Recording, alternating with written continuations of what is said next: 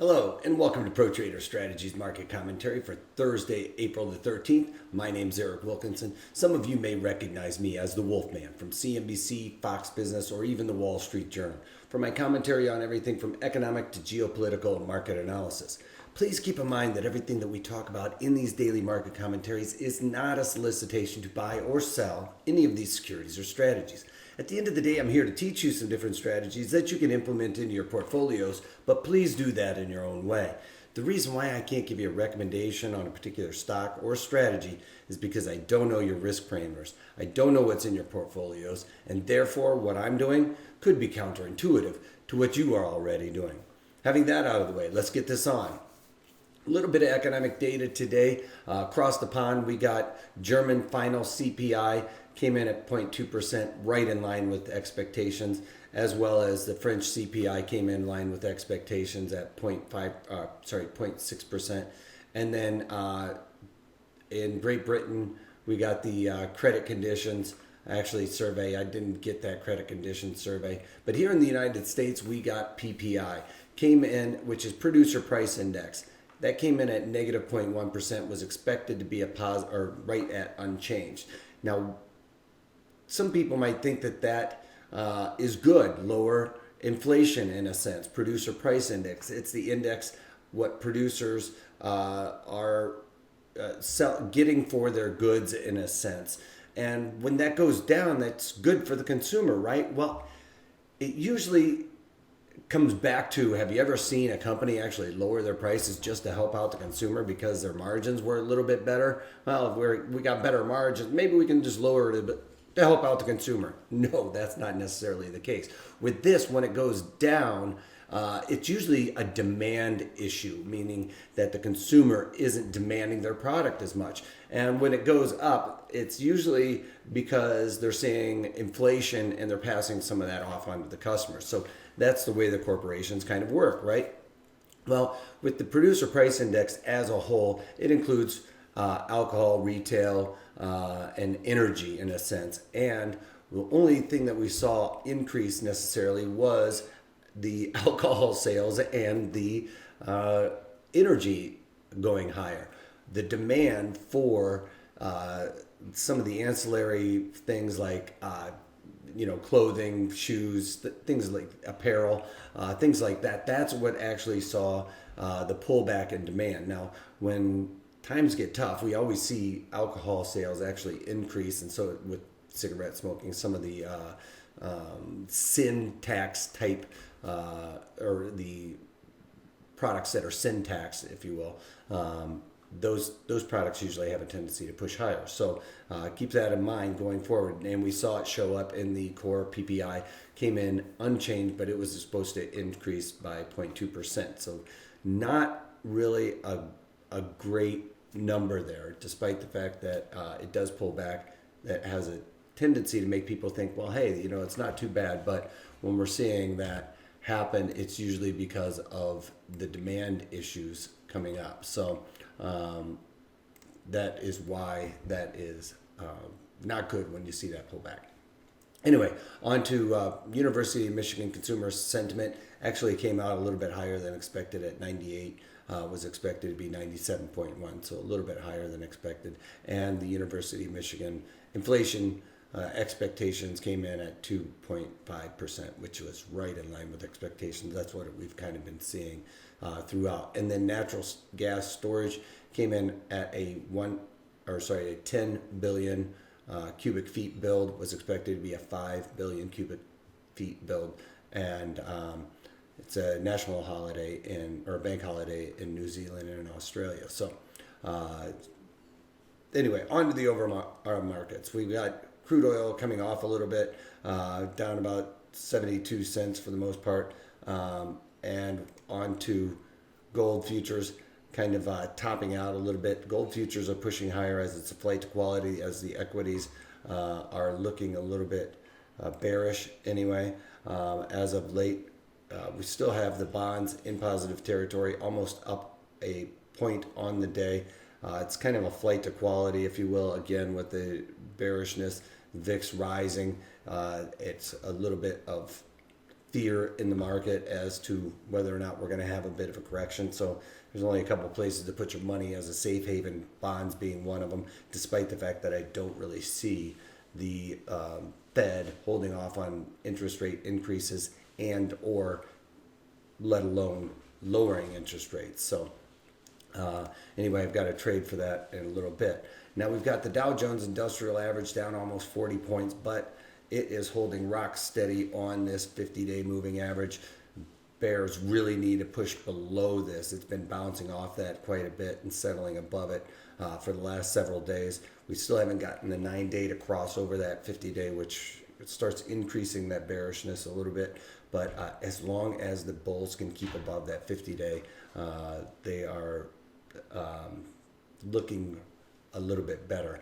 If they get below that much, it's really the bears getting control of the situation. Then we've got the NASDAQ up slightly on the day by about 7 points after yesterday's late afternoon sell-off. Again, still stuck within this boundary, which is going to, is really a sideways trending market for all intents and purposes. It does seem like we've created higher highs and so far higher lows. So one could argue that that is still being as a bullish trend, but I look at it more as it's moving sideways at this point. And same with the E-mini S&Ps, still kind of trading sideways as long as we stay within this node, which is another reason why I'm saying it's just sideways trending. It's going to bounce between the high area of the node, low area of the node, and kind of finish up in here, unless we get down much below where this low was. We're going to want to come down and retrace to this. So to me, it's still sideways trending, and one could argue with the E-mini S&Ps, we've seen lower highs and lower lows consistently. This hasn't created lower low yet, but that would be where I would see it really kind of wanting to fall down. Onto the breakdown of the 50-minute or 30-minute chart of the E-mini S&Ps. The point of control is lockstep with yesterday's point of control. That was generally created from the overnight session on the morning. After the open, the market did rally, but when we started getting that data and people started really looking at that PPI number, kind of put a little bit of doubt in some of the traders' minds, I believe, as we're seeing PPI come off, which would indicate less demand. We do have a mixed bag, as you can see, with the E-mini S&Ps leading the way to the downside. NASDAQ not really having that kind of effect. Anyway, on to the overall markets that I've traded today. GDXJ, which is the junior gold miners for gold. I've been talking about a flight to safety in gold, could push gold higher. But at the end of the day, I wanted to take advantage of some of this high implied volatility and put on a trade around that because the VIX is actually looking like it's coming off a little bit after the last several days of moving higher. It's the highest level we've seen in the VIX this year, so I feel like I need to start stepping up and selling some strategies, get back to where my comfort zone is. So this has high implied volatility. As you can see, it's actually right around 48-ish, which any index or ETF that's above 30 is where I kind of wrap around my high implied volatility percent for the ETFs.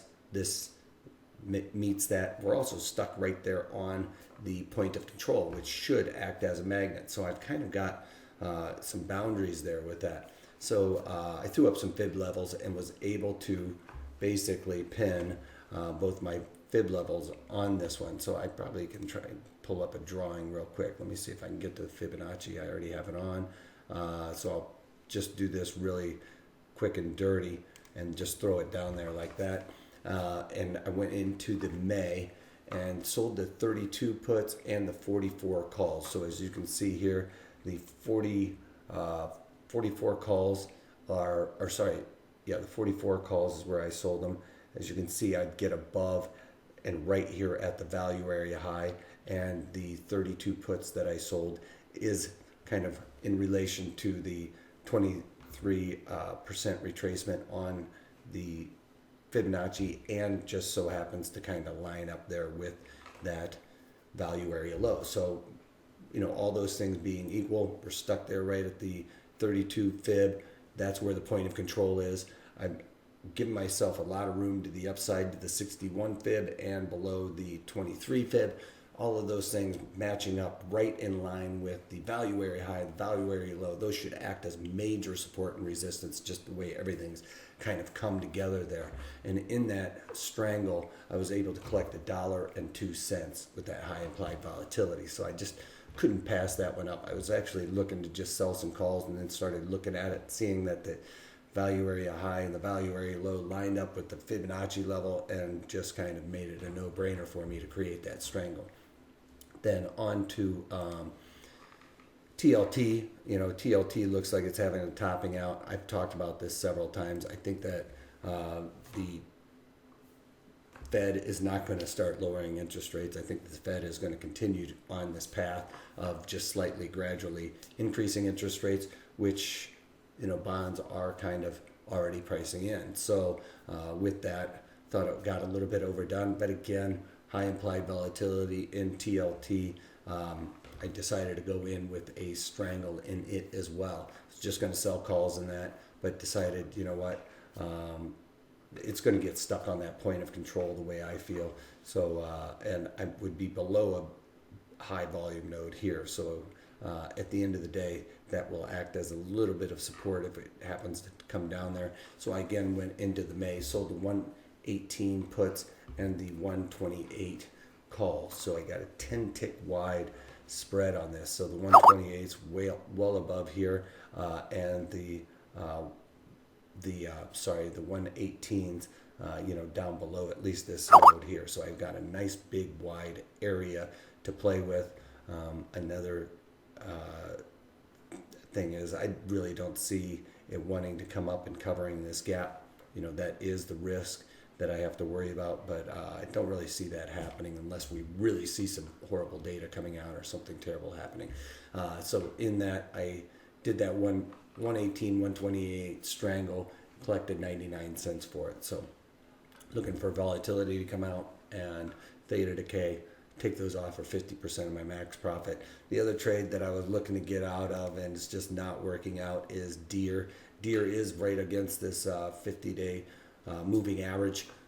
Tried to get out of it earlier today for just slightly higher than 50% of my max profit on this. If you remember, I have on the April, the 108, 112 strangle, and I originally sold it for 99 cents, was trying to get out of it for about 52 cents, chased it up to about 55, and it's kind of gotten away from me right now. It's going down there to want to test those 108s. So now I have a different decision, looking to cover that trade with 8 days to go. Now I'm looking at possibly rolling down those 112 calls to maybe like the 110 calls, collect a little bit more credit, increase my break even a little bit more on that, because we're just getting into that late area where I just don't want to be tested in these last 7 days.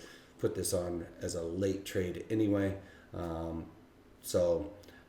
I've got a little bit of decision making to do, whether to stay mechanical or stay the course and play the probabilities out. So that's what I've got going on today. That's all I got for you guys today. Sorry I ran a little bit long, but if you can't take that, take it easy.